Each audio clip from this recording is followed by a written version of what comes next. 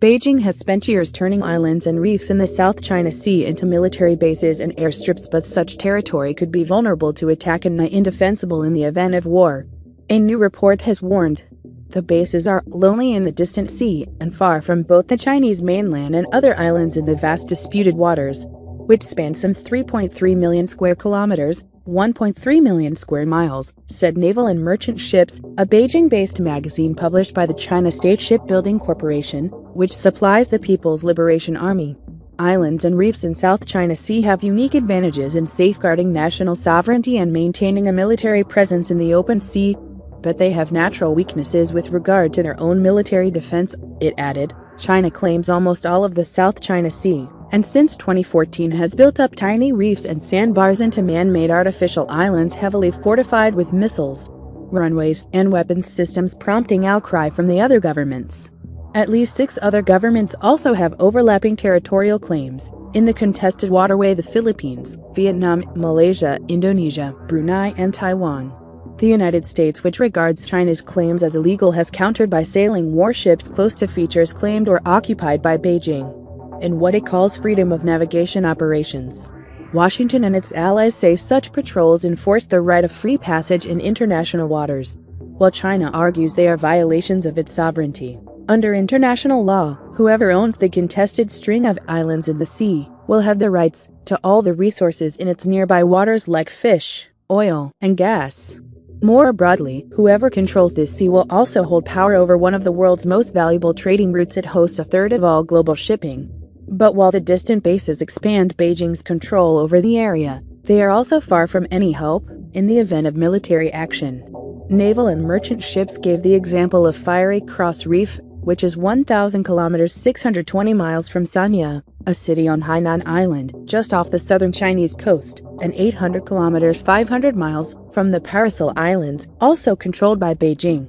Even if the support fleet rushes at the fastest speed, it will take more than a day to reach it, the report noted.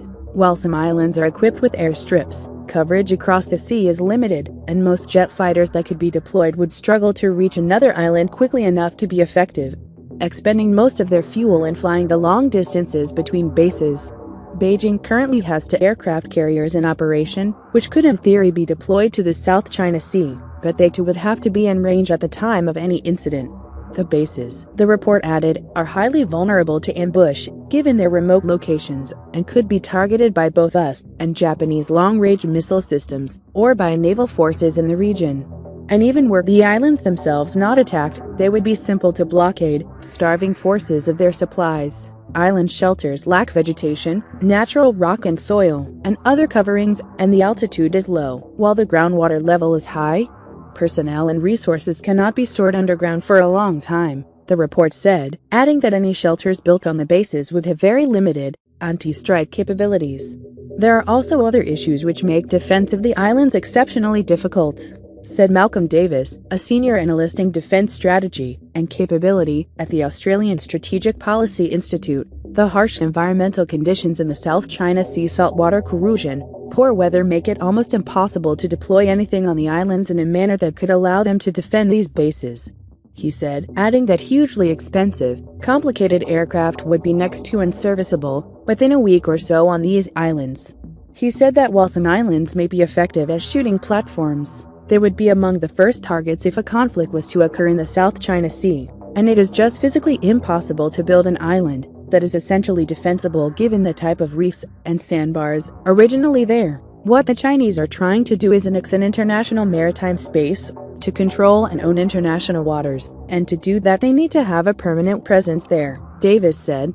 But it is becoming evident that while they may have been enough to make the territorial claim, they're actually not a practical step in the long term, because they can't actually defend those bases. Of course, Beijing may rely on the fact that any attack against a base in the South China Sea, even an outpost considered illegal under international law, would be tantamount to an act of war against a nuclear power with vast military resources. The threat of retaliation may be sufficient to prevent the island bases from facing any attack, nor would China be the only country with vulnerable bases far from its mainland that could be taken out by early strikes.